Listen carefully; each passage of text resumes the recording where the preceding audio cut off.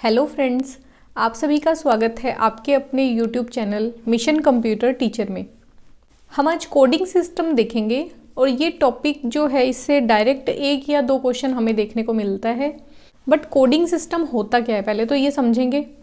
तो जैसे हमने बात की कि कंप्यूटर एक डिजिटल डिवाइस है और वो 0-1 पे काम करता है, ठीक है। बट ह्यूमन तो जो है नॉर्मल भाषा में बात करता है। अगर उसको ABCD कुछ भी नाम लिखना है तो वो अल्फ़ाबेट का यूज़ करेगा लिखने के लिए। अगर उसको कोई नंबर बताना है तो वो न्यूमेरिक पैड का यूज़ करेगा जो कीबोर्ड पे होता है और नंबर उसको प्रोवाइड करवाएगा।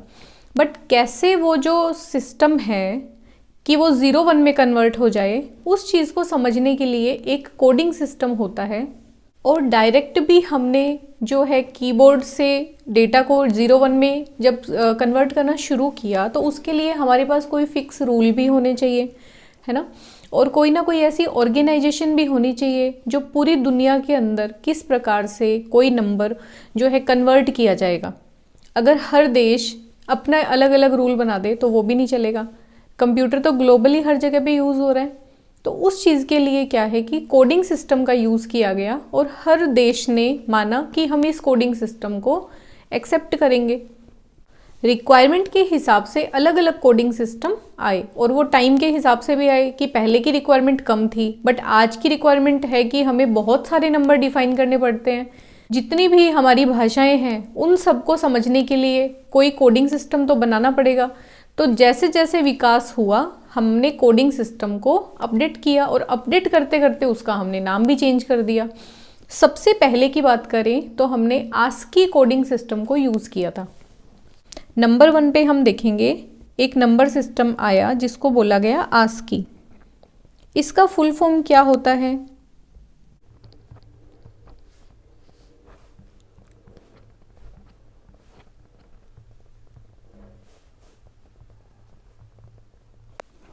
American standards code for information interchange, कि सूचनाओं के आदान प्रदान के लिए इंफॉर्मेशन को इंटरचेंज करने के लिए हमने एक कोडिंग सिस्टम बनाया और अमेरिका में बनाया गया था, इसलिए इसका नाम जो है वो डिफाइन किया गया American standards code for information interchange. सबसे पहली बात हमें इसकी फुल फॉर्म पता होनी चाहिए। ये डेवलप्ड किया गया था, डेवलप्ड बाय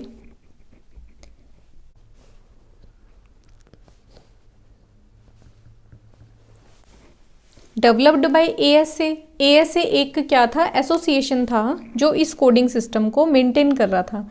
इसकी फुल फॉर्म हो जाएगी अमेरिकन स्टैंडर्ड्स एसोसिएशन।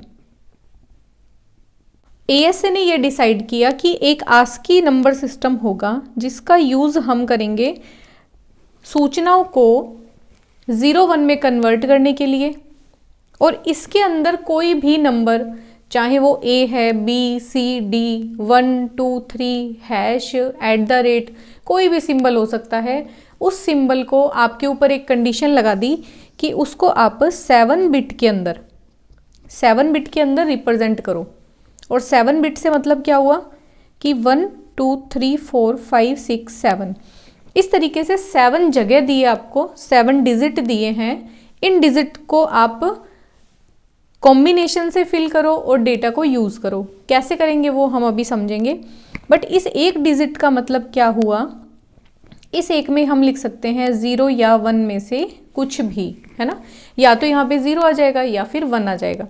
तो बाइनरी नंबर सिस्टम हमने बहुत अच्छे से डिस्कस किया था और हमें पता है कि अगर 7 बिट का कोई नंबर है तो हम उससे कितने कॉम्बिनेशन बना सकते हैं। फॉर एग्जाम्पल आपके पास अगर 1 बिट है, 1 बिट का मतलब समझ आया, ये हमारी 1 बिट हुई, सिर्फ ये वाली, है ना। इसको हम अलग से मार्क कर देते हैं, ये वाली, ये हमारी 1 बिट है। इस 1 बिट से हम क्या कॉम्बिनेशन बना सकते हैं? हम कॉम्बिनेशन बना सकते हैं 0 या 1। तो हमारे पास कॉम्बिनेशन कितने हुए? 2। अगर आपको मैं 2 बिट दे दूं तो आप कितने कॉम्बिनेशन बना सकते हो? कि आप 0 0 ये लिख सकते हो, 0 1 1 0 या फिर 1 1, और इनका डेसिमल में रूपांतरण करें तो ये 0 हो जाएगा, ये 1, ये 2 और ये हो जाएगा 3। यही हमने देखा था, ऐसे ही काउंटिंग चलती है, 0 1 2 3 4 5 6। वैसे ही 7 बिट अगर हमें मिले, 7 बिट अगर हमें मिले तो हम कितने कॉम्बिनेशन बना सकते हैं, अलग अलग कोड को कैसे डिफाइन करें? तो उसके लिए देखो, आप यहाँ पे जब 2 बिट थे तो आपके 4 कॉम्बिनेशन निकले, 1 2 3 4, ठीक है, आपके पास कॉम्बिनेशन आए 4। तो इसको कैलकुलेट कैसे करेंगे? 2 की पावर जब 2 करेंगे तो हमें मिलेगा 4, और इसमें हम 4 कॉम्बिनेशन बना सकते हैं। वैसे ही अगर आपके पास 7 बिट का स्पेस है, जैसे 1 2 3 4 5 6 7, 7 बिट के स्पेस में आप कितने नंबर ऑफ कॉम्बिनेशन बना सकते हो? तो ये हो जाएंगे 2 की पावर 7 जाएगा 127, ठीक है। अगर किसी को कन्फ्यूज़न है तो मैं फिर से बता देती हूँ। जैसे हमारे पास 7 बिट हैं, एक बिट एक नंबर प्लेस पे, दूसरी बिट होती है 2 नंबर प्लेस पे, और ये कैसे चलती है? 2 की पावर 0, ये 2 की पावर 1 है ना। 2 की पावर 0 का मतलब होता है 1, 1 को मल्टीप्लाई करेंगे, यहाँ पे अगर 0 हुआ तो ये मल्टीप्लाई 0 करेंगे तो ये आ जाएगा 0। अगर यहाँ पे 1 हुआ तो 1 को मल्टीप्लाई करेंगे 1 से, ये हो जाएगा 1। इस तरीके से हमने बात की थी। 2 की पावर 1 का मतलब है, 2 की पावर 1 का मतलब 2, ठीक है। तो इस तरीके से हमने देखा था कि किस तरह हम नंबर्स के डिजिट निकालते हैं। अगले 3rd नंबर डिजिट की बात करें तो इसकी प्लेस वैल्यू क्या होती है? इसकी प्लेस वैल्यू होती है 4। इस नंबर की प्लेस वैल्यू होती है 8। अब 5th नंबर डिजिट जो होती है उसका प्लेस वैल्यू होगा 16, 6th नंबर की 32, और 7th नंबर पे जो डिजिट आएगी उसका नंबर होगा 64। इन सातों डिजिट में हम अगर मिनिमम नंबर की बात करें तो मिनिमम नंबर हम यहाँ पे क्या लिख सकते हैं? इन सब पर आप क्या करो, 0 लगा दो, 0 0 0 0 0 0, ये हमारा मिनिमम नंबर हुआ। इसकी वैल्यू क्या आई? 0। अगर आप इसमें चाहते हो 7 बिट के अंदर आप इसमें मैक्सिमम वैल्यू क्या लिख सकते हो? तो मैक्सिमम वैल्यू मतलब आप अगर 1 लिखोगे तो वो प्लेस वैल्यू उसमें जुड़ जाएगी। तो 1 1 1 1 1 1 1, ठीक है। अब आपको लास्ट में क्या करना होता है? इस सबको जोड़ना होता है, क्योंकि आपने हर प्लेस वैल्यू को कैलकुलेट कर लिया साथ में।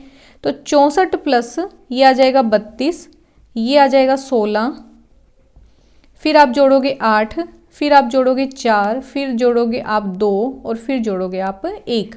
टोटल मिला के आपके पास नंबर आ जाएगा 127। मैं आपको फिर से बता देती हूँ, आस्की नंबर जो होता है उसमें कोई भी कोड क्या होता है, कैसे कन्वर्ट होता है, किस प्रकार से इसको लिखेंगे, तो उसमें कोई दिक्कत नहीं है। अभी सिर्फ एक इंट्रोडक्शन चल रहा है उसका, आप बस सुन लो, अब अपने नोट्स बनाते रहो साथ में। आस्की नंबर होता है 7 बिट का। अब बात करेंगे इसकी रेंज की। तो इसकी रेंज देखो क्या होता है कि मिनिमम नंबर आप 0 लिख सकते हो, और बड़े से बड़ा नंबर आप क्या लिख सकते हो? 127, ठीक है। तो 0 to 127, 0 के बाद पहला 0 आया, फिर 1 आया, फिर 2 3 4 5 6 7 8, यूँ करते हुए हम चलेंगे 127वें नंबर पे। और टोटल नंबर की बात करें कि इसमें हम कितने टोटल नंबर लिख सकते हैं, तो वो होते हैं 128। 128 आपको समझ आ गया कि क्यों है? कि भाई 127 तो ये नंबर हो गए और एक हो गया ये 0, तो 127 प्लस एक नंबर हुआ हमारा 0, तो नंबर टोटल हो गए 128। आस्की कोड कितने बिट में लिखा जाता है? तो आंसर होगा हमारा 7 बिट में।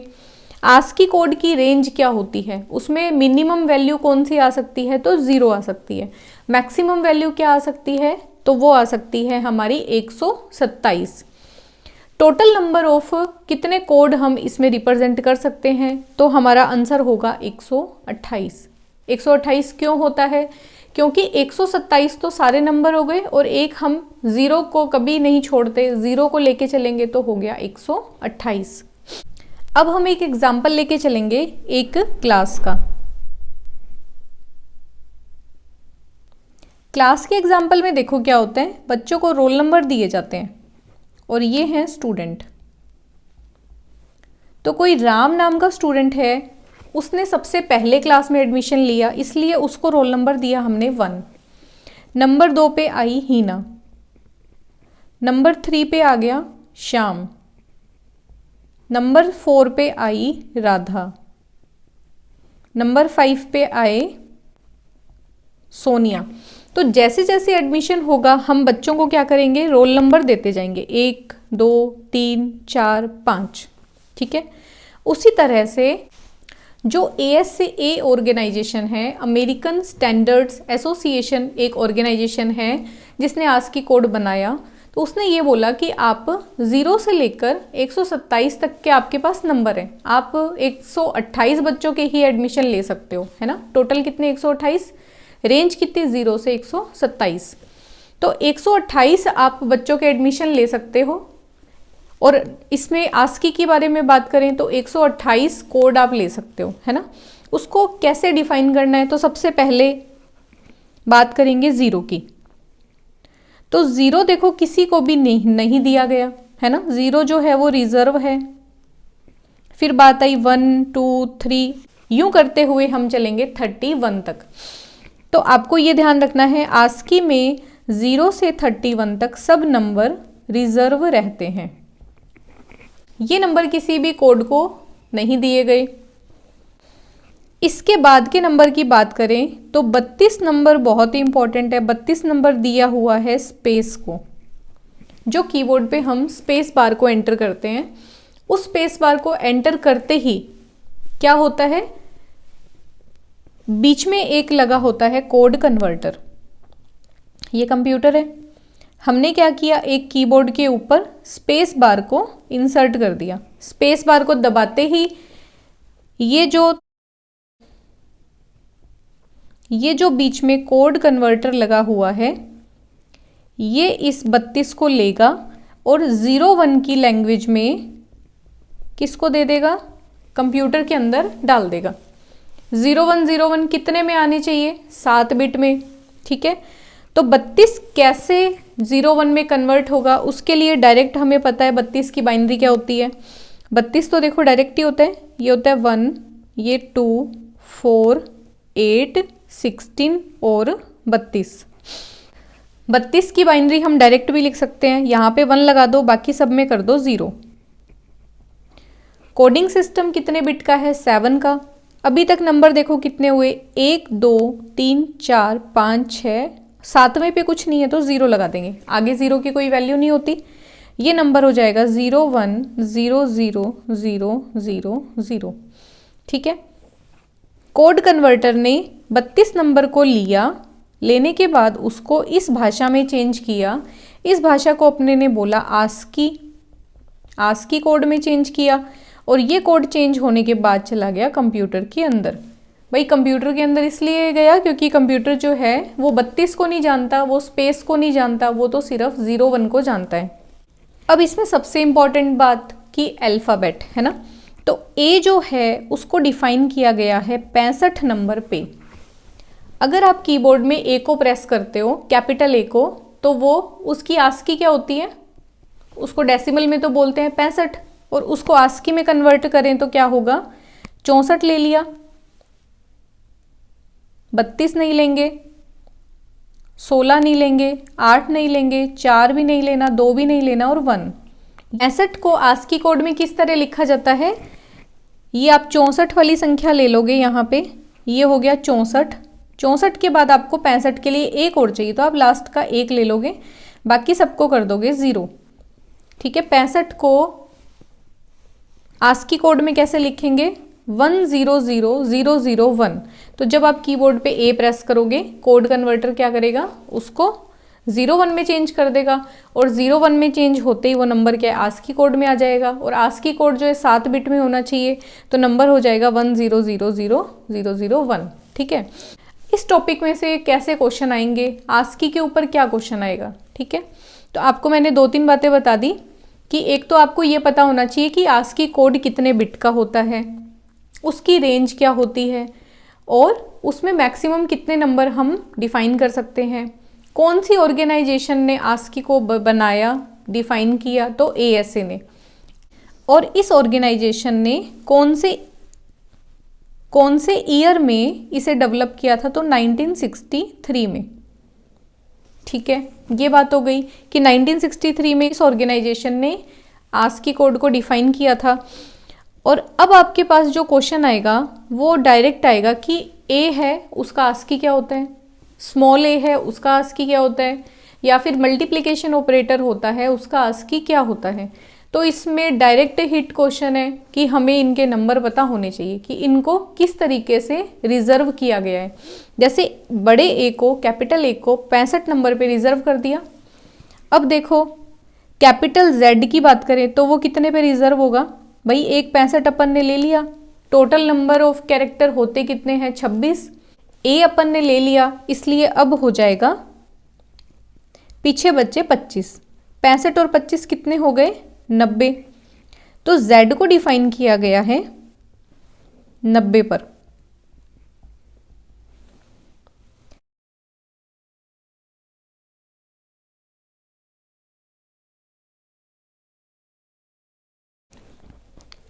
स्मॉल a की बात करें तो उसको डिफाइन किया गया 97 नंबर पे, और स्मॉल z की बात करें तो 97 में आप 25 ऐड कर लो,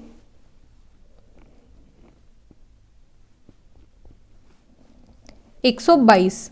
तो स्मॉल z को 122 पे डिफाइन किया गया है, उसे हम अलग लिख लेते हैं z 97 से 122। हालांकि अल्फ़ाबेट से हमारा काम चल जाएगा, बट हम कुछ एडिशनल लेके चलेंगे। इसमें एक नंबर तो आपको 32 वाला ध्यान रखना है, उस पे स्पेस बार जो होती है वो रिजर्व रहती है, कि आप अगर स्पेस बार को प्रेस करोगे तो वो नंबर कौन सा होगा 32। 32 के बाद आपको नंबर ध्यान रखना है 37 पे होता है परसेंटेज, 42 पे होता है मल्टीप्लिकेशन, 43 पे होता है प्लस ऑपरेटर, 44 पे होता है कोमा, 45 पे होता है आपका माइनस ऑपरेटर, 46 पे देखो होता है डॉट ऑपरेटर, और 47 पे आपके होता है डिवीजन ऑपरेटर। एक आपको 126 का ध्यान रखना है, 126 पे होता है टिल्ड। मेन इंपॉर्टेंट तो अपने ये दो ही हैं, आप ये दो कर लोगे तो बहुत है।